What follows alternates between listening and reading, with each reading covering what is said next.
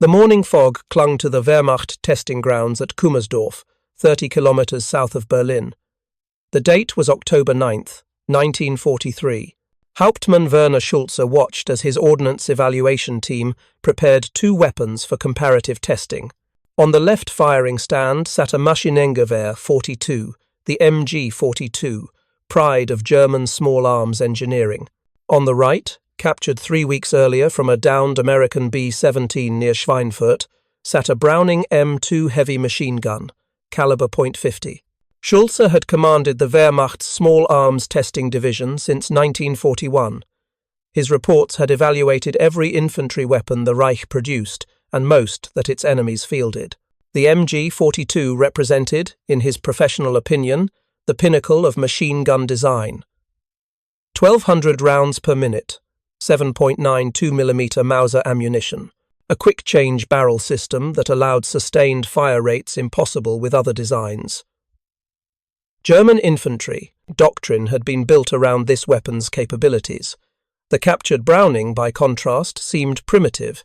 Its rate of fire barely exceeded 450 rounds per minute, less than half the MG42's cyclic rate. American crews had to change barrels after only 75 to 100 rounds of sustained fire. The weapon weighed 38 kilograms without its tripod, making it cumbersome for infantry to maneuver. Everything about the American heavy machine gun suggested inferior design, compromised by inadequate engineering.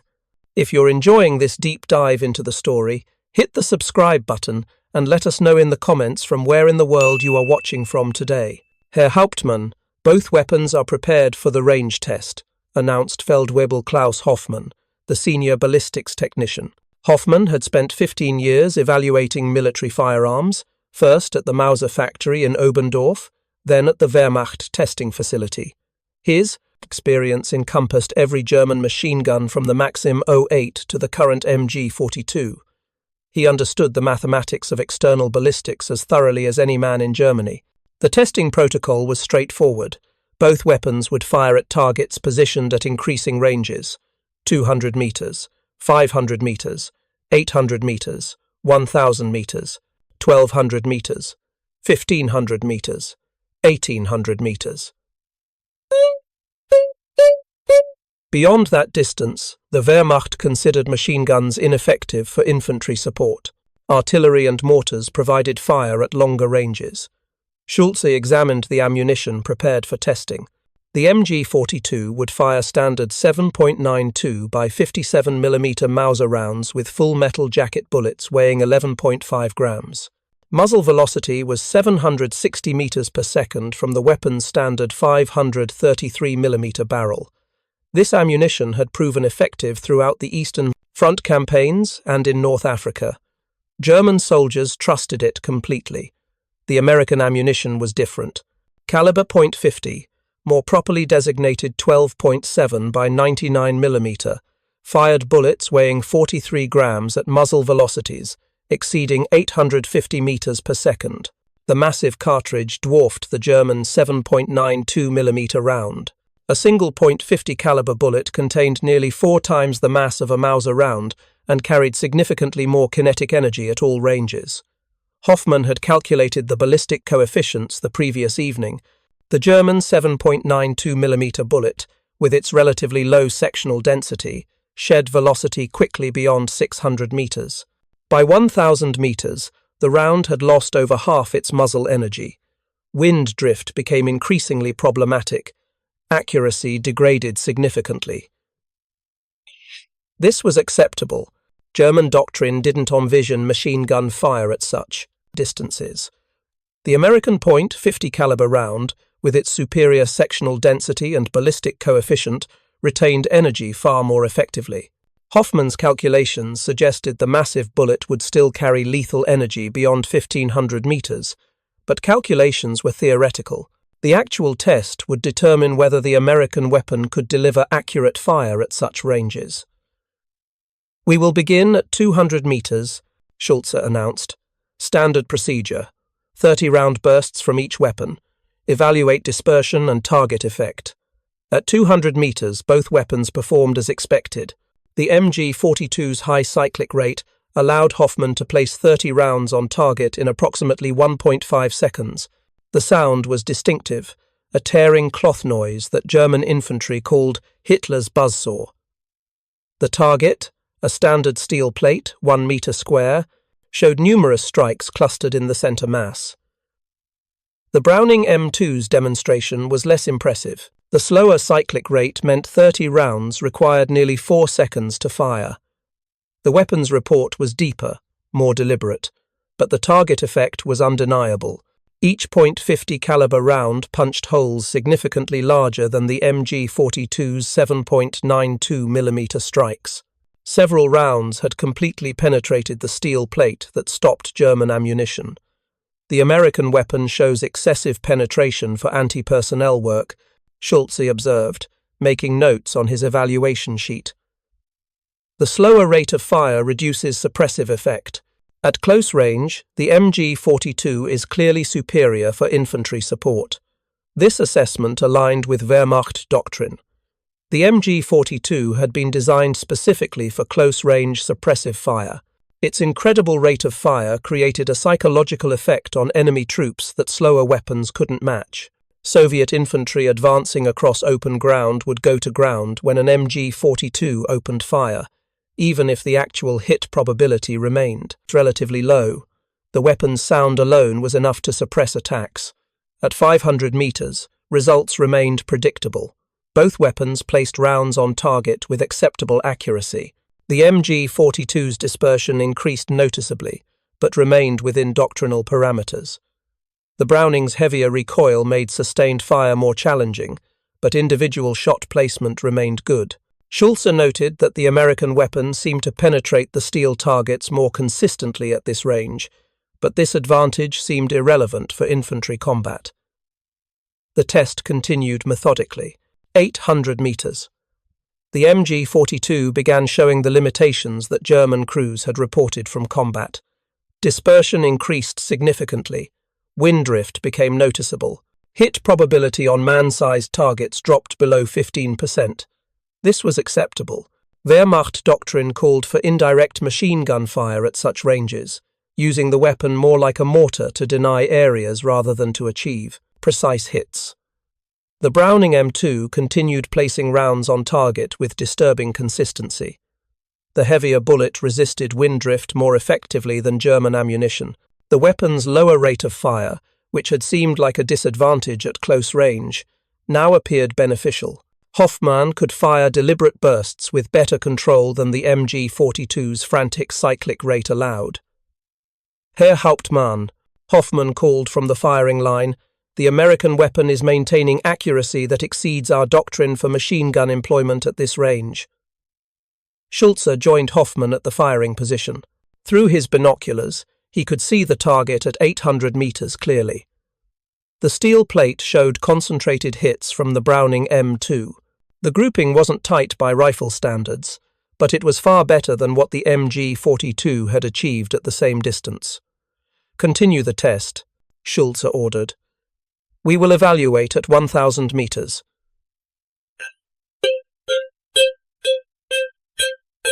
Limit for German machine gun doctrine. Beyond this distance, the MG42's 7.92 mm ammunition lost so much energy that armor penetration became marginal. Hit probability on individual targets dropped to single-digit percentages. The weapon could still be used for harassment fire, but German commanders generally assigned such missions to mortars or light artillery. Hoffmann loaded a fresh belt into the MG42 and engaged the 1,000-meter target. The weapon's familiar buzz echoed across the range. Through his spotting scope, Schulze observed the fall of shot. Most rounds were falling short or wide. Perhaps 1 in 20 struck the target. The weapon's effectiveness had degraded to the point where it was barely useful for suppressive fire.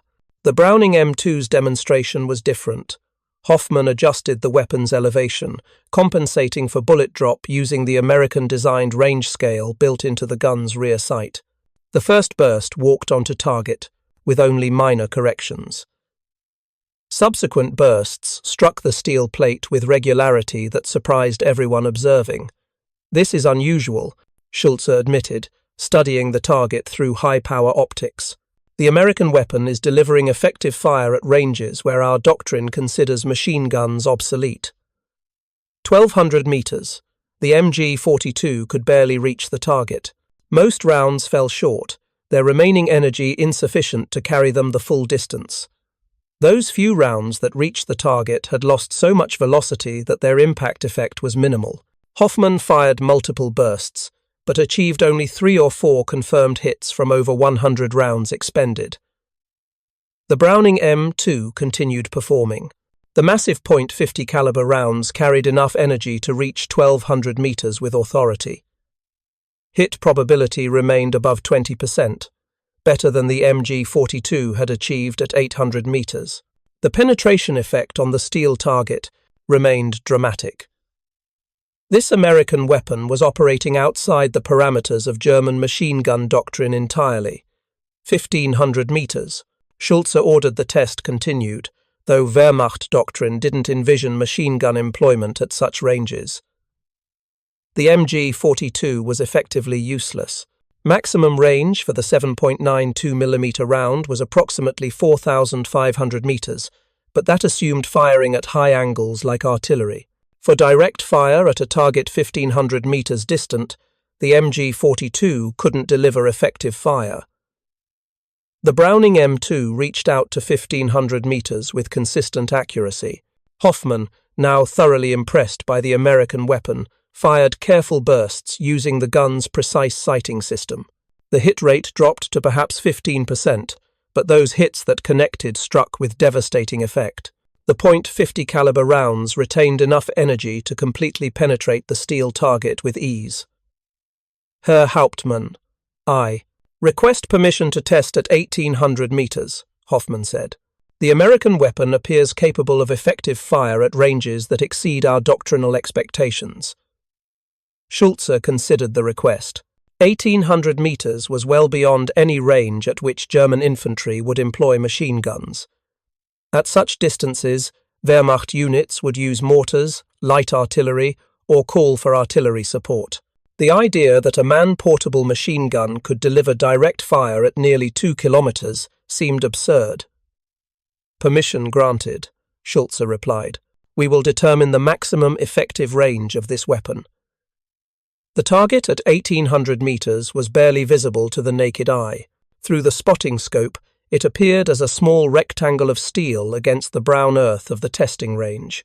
Hoffmann made significant adjustments to the Browning's rear sight, elevating the barrel to compensate for the extreme bullet drop that would occur over such distance.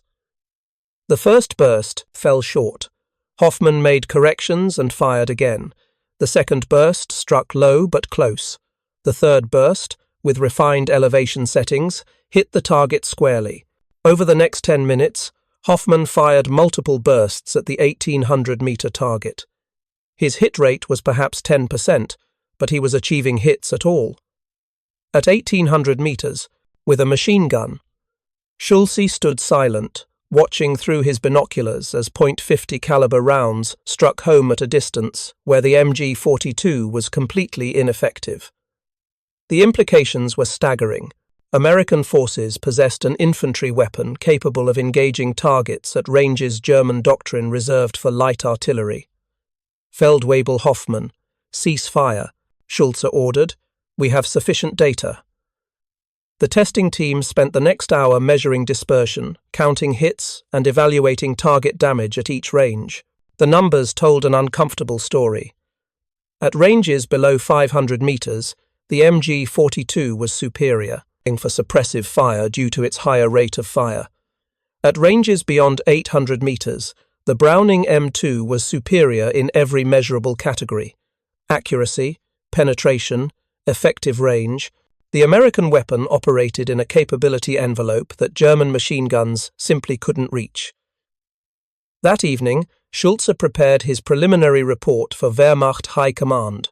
The document would eventually make its way to Albert Speer's Ministry of Armaments and to Field Marshal Wilhelm Keitel's office. The conclusions were unavoidable and deeply disturbing to German military planners who had built their infantry doctrine around the MG42's capabilities. If you find this story engaging, please take a moment to subscribe and enable notifications. It helps us continue producing in-depth content like this. Hauptmann Schulze's report reached Wehrmacht High Command on October 15, 1943. The document, classified as Geheim, secret, contained detailed ballistic tables, photographs of target damage at various ranges, and Schulze's professional assessment. The conclusions were stark and unavoidable. The American M2 Browning possessed an effective range nearly double that of the MG42, creating a tactical advantage that German infantry doctrine had never anticipated.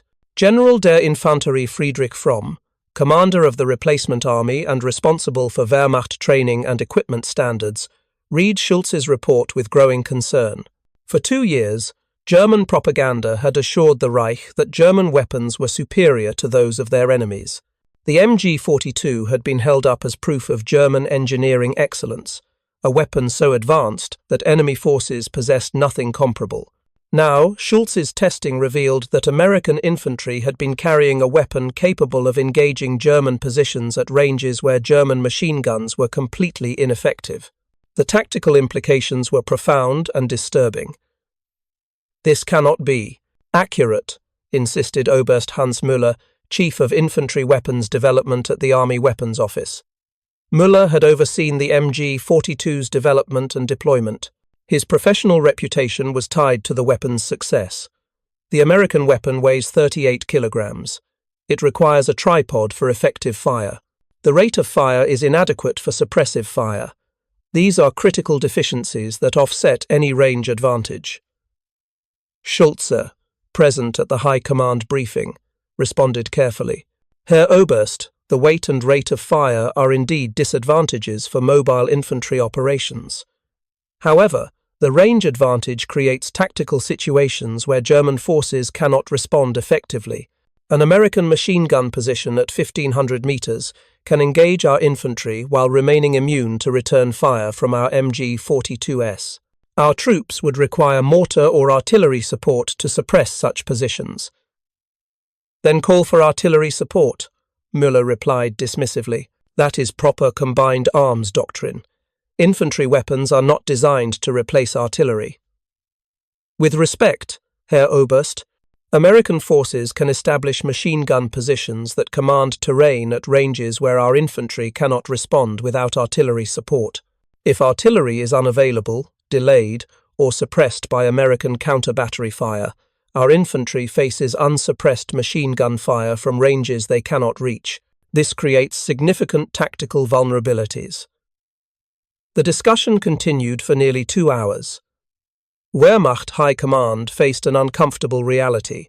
The MG42, which had been designed for close-range suppressive fire at cyclic rates exceeding 1,200 rounds per minute, operated in a different tactical envelope than the American M2 Browning. The German weapon was optimized for the rapid, devastating fire that could stop infantry assaults at ranges under 500 meters.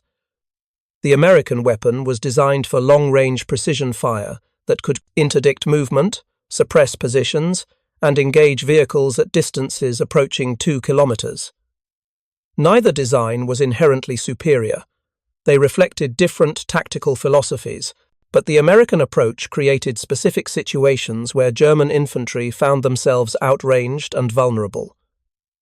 If you find this story engaging, please take a moment to subscribe and enable notifications. It helps us continue producing in-depth content like this. The tactical doctrine problem became apparent during the Italian campaign. American forces defending mountainous terrain would establish M2 Browning positions on commanding heights. From elevations exceeding 1,000 meters, these weapons could engage German infantry, advancing across valleys or up opposing slopes. The effective range of the .50 caliber weapons meant that German forces came under accurate fire long before their MG42s could respond. Lieutenant Friedrich Weber, commanding an infantry company in the Hermann, Göring Panzer Division, experienced this tactical disparity during the fighting near Monte Cassino in early 1944. His after-action report, filed in February 1944, described the situation with professional frustration. My company attempted to advance across the Rapido Valley to establish positions on the forward slope of Hill 203. At approximately 0730 hours, we came under machine gun fire from American positions on the ridgeline approximately 1,400 meters distant. The fire was accurate and sustained. Multiple casualties occurred immediately. I ordered my machine gun sections to return fire, but our MG42s could not reach the American positions effectively. Our mortars were engaged by American counter-battery fire and forced to displace. For 30 minutes, my company was pinned by machine gun fire we could not suppress. We eventually withdrew after sustaining 19 casualties, including 4 killed. Weber's experience was repeated across the Italian front throughout 1944. American forces defending mountainous terrain exploited the M2 Browning's range advantage systematically. German infantry advancing across open ground would come under fire at distances where their organic weapons couldn't respond effectively. The tactical solution required artillery or mortar support, but American counter-battery fire often suppressed German indirect fire assets before they could neutralize the American machine gun positions. The Eastern Front presented different tactical problems, but the range disparity still mattered. Soviet forces had captured numerous M2 Brownings from Lend-Lease shipments and understood their capabilities. During defensive operations, Soviet units would position captured American heavy machine guns to command key terrain at extended ranges. German infantry advancing across the open steppes of Ukraine or the plains of Poland would encounter accurate fire at distances where the MG42 was marginally effective at best. Feldwebel Otto Richter, a machine gun section leader in the 320th Infantry Division, described an engagement near Kovel in March 1944. We were tasked with suppressing a Soviet strongpoint that was interdicting the main supply route. Intelligence indicated the position was approximately 1,100 meters from our forward line. I positioned my MG42 and attempted to engage. After expending 200 rounds, I achieved perhaps 3 or 4 hits on the position's sandbag walls. The Soviet position returned fire with what we later determined was a captured American heavy machine gun. Their fire was far more accurate than ours. We could not suppress the position with our organic weapons and required artillery support to neutralize it. Wehrmacht ordnance engineers attempted to develop responses to the tactical problem. The most obvious solution was to develop a German heavy machine gun chambered for a more powerful cartridge. German ammunition manufacturers experimented with various cartridge designs, including a 13.2mm round similar to Soviet heavy machine gun ammunition. However, by late 1943, German industrial capacity was strained. Introducing a completely new heavy machine gun would require retooling factories, training armourers, and establishing new supply chains for ammunition. The resources and time required were simply unavailable. A second approach involved developing improved ammunition for the MG42. German ordnance engineers designed experimental 7.92mm rounds with enhanced ballistic coefficients, using longer, more streamlined bullets. These rounds showed improved long-range performance in testing, extending the MG42's effective range to perhaps 900 or 1,000 meters. But even with improved ammunition, the fundamental physics couldn't be overcome. A 7.92mm bullet couldn't match the ballistic performance of a 12.7mm projectile with 4 times the mass. The most practical solution was tactical adaptation. Wehrmacht training manuals were revised to emphasize combined arms coordination when facing American defensive positions. Infantry commanders were instructed to identify American machine gun positions at extended ranges and request immediate artillery or mortar support before attempting advances. German doctrine evolved to treat American heavy machine gun positions as high-priority targets, requiring indirect fire assets to neutralize. But this doctrinal adaptation created its own problems. By late 1944, German artillery and mortar units were stretched thin across multiple fronts. Ammunition shortages were chronic. American counter-battery fire was increasingly effective, suppressing German indirect fire assets before they could support infantry advances. The doctrinal solution worked in theory, but often failed in practice due to resource constraints and American tactical competence. The captured M2 Brownings that German forces acquired from destroyed American vehicles or overrun positions were studied extensively. Wehrmacht ordnance teams conducted detailed technical evaluations, measuring every aspect of the weapon's design. They examined the barrel's chrome-plated bore, which resisted wear far better than German barrels. They studied the weapon's recoil system, which managed the massive recoil forces while maintaining relative accuracy.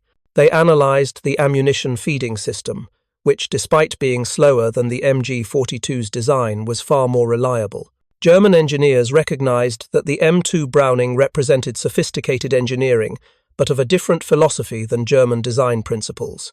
The German MG42 pursued maximum rate of fire through a roller-delayed blowback action that was mechanically elegant but required precision manufacturing. The American M2 used a short recoil system that was mechanically simpler, more robust, and easier to manufacture with available American machine tools. The chrome-plated barrel was particularly impressive to German evaluators. The chrome plating significantly extended barrel life, allowing the M2 to fire thousands of rounds before requiring barrel replacement. German barrels, lacking chrome plating due to chromium shortages, wore out far more quickly. This meant American units could sustain fire missions longer before requiring maintenance that pulled weapons out of service. Hauptmann Werner Schulze submitted a supplementary report in November 1944 after German forces had captured several intact M2 Brownings during the Ardennes offensive. Further evaluation confirms initial findings regarding the American weapon's superior long-range performance. Additionally, the weapon's robust construction and minimal maintenance requirements represent significant advantages in sustained operations. German machine gun crews typically carry 2 or 3 spare barrels for their MG42s due to the high rate of barrel wear. American crews appear to operate with a single spare barrel, suggesting their weapon requires less frequent barrel changes despite sustained firing. The industrial implications were as disturbing as the tactical ones. The M2 Browning had been in production since 1933. American factories had refined their manufacturing processes over more than a decade, achieving economies of scale that allowed production of high-quality weapons at remarkably low cost. German intelligence estimated that American industry produced approximately 2,000 M2 Brownings per month by late 1944. This production rate exceeded Germany's entire machine gun output across all types. More concerning was the ammunition situation. The .50 caliber cartridge was used not only in the M2 Browning but also in American aircraft machine guns. American aircraft manufacturers had installed multiple .50 caliber guns in fighters and bombers, creating enormous demand for ammunition. American industry had responded by building ammunition factories capable of producing millions of rounds monthly. This meant American ground forces benefited from an ammunition supply chain originally developed for aircraft armament. German forces, by contrast, struggled with ammunition shortages throughout 1944 and 1945. The 7.92mm round was used in the MG34, MG42, and various rifles, but production never matched demand. German machine gun crews were often restricted to carrying limited ammunition loads, reducing their ability to sustain fire during extended engagements. American machine gun crews, supported by virtually unlimited ammunition production, could fire thousands of rounds during defensive missions without concern for ammunition shortages. By early 1945, German defensive doctrine had adapted to acknowledge American heavy machine gun capabilities. Wehrmacht field manuals specifically warned that American defensive positions would likely include M2 Browning emplacements, commanding key terrain at extended ranges. German infantry commanders were instructed to conduct careful reconnaissance to identify these positions before committing forces to attacks. The presence of American heavy machine guns at long range was to be treated as a critical factor in planning infantry operations. But doctrine and reality diverged increasingly as Germany's military situation deteriorated. German infantry units attacking American positions in France, Belgium, and Germany itself throughout 1944 and 1945 routinely encountered the range disparity that Schulze's testing had identified. American forces defending villages, river crossings, and urban areas would position M2 Brownings to cover approaches at distances exceeding 1,000 meters. German infantry advancing across open ground came under accurate fire before their MG42s could respond effectively. The psychological impact was significant. German soldiers had been trained to believe in the superiority of German weapons. The MG42 specifically had been promoted as the world's finest machine gun, proof of German engineering excellence. Encountering American weapons that could engage at ranges where German guns were ineffective undermined this confidence. The realization that American industry could produce superior weapons in unlimited quantities contributed to the declining morale that characterized German forces in the war's final year. Oberleutnant Klaus Schneider, commanding a company in the 16th Volksgrenadier Division during the Battle of the Bulge, described an engagement near St. Vith in December 1944. "We were ordered to seize the crossroads at a small village, whose name I never learned.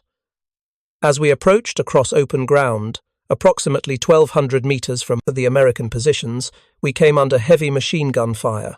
The sound was distinctive, slower than our MG42s, but each round seemed heavier, more authoritative. My men went to ground immediately. I ordered my machine gun teams to return fire, but we could not reach the American positions effectively. Our rounds were falling short or scattering wide. The American fire continued with methodical precision. We were pinned for over an hour until American artillery began targeting our position, and we were forced to withdraw. We had advanced confidently, believing our weapons were superior. The reality was different and demoralizing.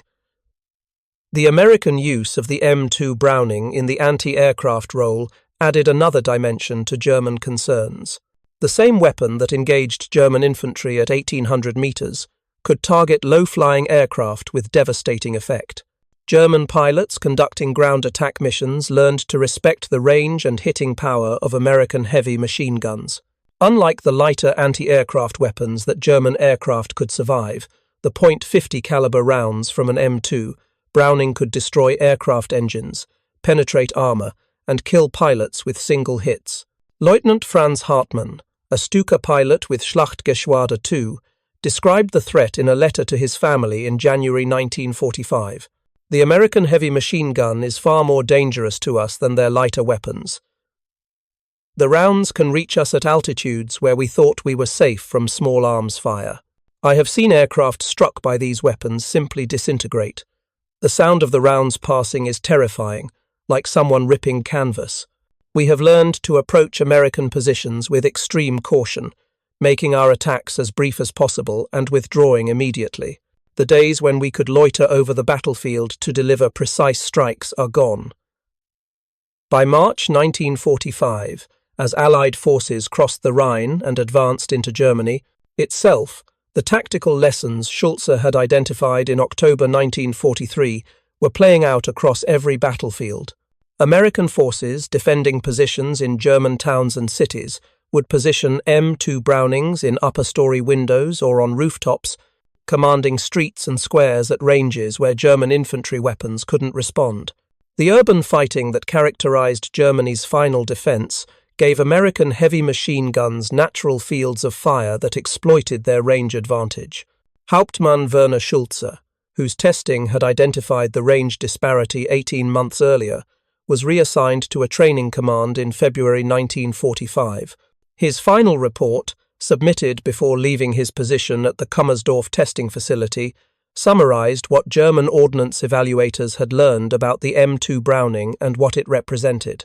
The American M2 caliber .50 machine gun is a weapon designed around different tactical principles than our MG42. Where we pursued maximum rate of fire for suppressive effect, the Americans designed for long-range precision and penetration. Neither approach is inherently superior. They represent different tactical philosophies. However, the current operational situation favors the American approach. Our forces are increasingly fighting defensively, attempting to hold terrain against numerically superior enemies. In this context, the ability to engage at extended ranges becomes more valuable than rate of fire. The Americans possess this capability in abundance. We do not. More significantly, the M2 Browning represents American industrial philosophy applied to weapons design. The weapon is simple, robust, and manufactured using mass production techniques that allow unlimited production. It uses ammunition shared with aircraft weapons, ensuring supply is never constrained. It requires minimal maintenance and can be operated by soldiers with modest training. These characteristics are more important than any single performance metric. A weapon that is always available, always supplied with ammunition, and always functioning is infinitely more valuable than a theoretically superior weapon that is scarce, poorly supplied, or unreliable. German weapons development has pursued technical excellence at the expense of producibility and sustainability. The MG42 is an exceptional weapon within its design parameters, but those parameters were established based on tactical assumptions that may not remain valid. The Americans built weapons for mass production and sustained warfare. We built weapons for technical superiority in short campaigns. The current situation demonstrates which philosophy is more effective in total war. Schulze's analysis was filed away in Wehrmacht archives. By the time it was written, Germany's military situation was irreversible. The industrial disparity between German and Allied production had grown so vast that individual weapon comparisons were almost irrelevant. American factories were producing thousands of M2 Brownings monthly, while German weapons production declined due to Allied bombing, raw material shortages, and transportation disruptions. The final irony came in May 1945, as German forces surrendered across Europe. American occupation forces conducting weapons surveys found that many German soldiers had never known about the testing Schulze had conducted. German propaganda had continued to promote the MG42 as superior to all Allied weapons, even as Wehrmacht officers privately acknowledged the tactical advantages of American heavy machine guns. German infantrymen had gone into combat, believing their weapons were the finest in the world, only to discover through bitter experience that American forces possessed capabilities German doctrine had never anticipated. Private First Class Heinrich Becker, captured during the Battle of the Bulge and held as a prisoner of war until June 1945, later described his reaction to learning about the comparative testing. We were told constantly that German weapons were superior to anything the Americans possessed. Our MG42 was supposed to be unstoppable, a weapon that no enemy could match. When I saw American machine guns engaging our positions from distances where we could not respond, I thought perhaps our crews were poorly trained or our weapons were malfunctioning. It never occurred to me that the American weapons were simply better suited for that particular mission. After the war, when I learned that Wehrmacht testing had confirmed the American range advantage in 1943, I felt betrayed. We were sent into combat with weapons that were inadequate for the tactical situations we faced, while our commanders knew about these inadequacies and did nothing, because acknowledging them would have undermined faith in German engineering. The M2 Browning continued serving long after the war ended. American forces used the weapon extensively in Korea, where its long-range capabilities proved valuable in the mountainous terrain. The same tactical advantages that had troubled German forces in Italy reappeared on Korean ridgelines, where M2 positions could command valleys at ranges exceeding 1,500 meters. The weapon remained in American service through Vietnam, the Gulf War, Iraq, and Afghanistan. As of 2025, the M2 Browning remains in production, serving military forces worldwide. The design has been refined and improved, but the fundamental design dates to 1933. John Browning's heavy machine gun has served for over 90 years, making it one of the longest-serving military weapons in history. The MG42, despite its technical sophistication and impressive rate of fire, had a shorter service life. Post-war Germany adopted a modified version designated the MG3, which remains in service with some armies today.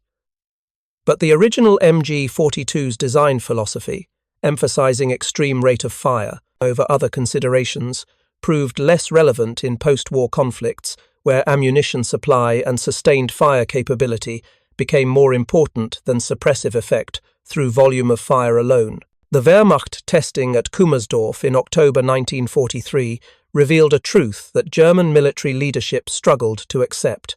Technical sophistication and engineering excellence don't guarantee tactical superiority. The M2 Browning succeeded not because it fired faster or looked more impressive than the MG42, but because it was designed around realistic industrial and tactical requirements. It could be manufactured in unlimited quantities. It could be supplied with inexhaustible ammunition. It required minimal maintenance. And it could engage targets at ranges where enemy weapons couldn't respond. These prosaic advantages, far removed from the dramatic technical specifications that dominated German weapons development, proved decisive in combat. The MG42 might fire 100 rounds per minute, but those rounds couldn't reach American positions at 1,500 meters. The M2 Browning might fire only 450 rounds per minute, but those rounds could strike home at 1,800 meters with devastating effect. Hauptmann Werner Schulze's testing had demonstrated this reality with mathematical precision in October 1943. The Wehrmacht High Command had received his reports and understood the implications.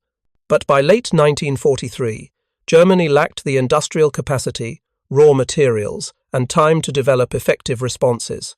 The tactical advantages of the M2 Browning's extended range would play out across every battlefield for the remaining 18 months of the war, exactly as Schulze's testing had predicted. The German soldiers who faced American heavy machine guns in France, Belgium, Italy, and Germany never knew that their own ordnance experts had confirmed the American weapons' superiority 18 months before those engagements occurred.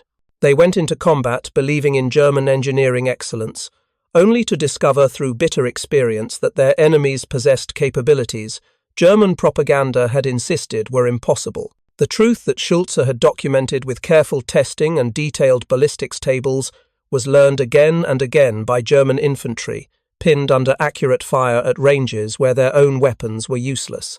Thank you for watching. For more detailed historical breakdowns, check out the other videos on your screen now, and don't forget to subscribe.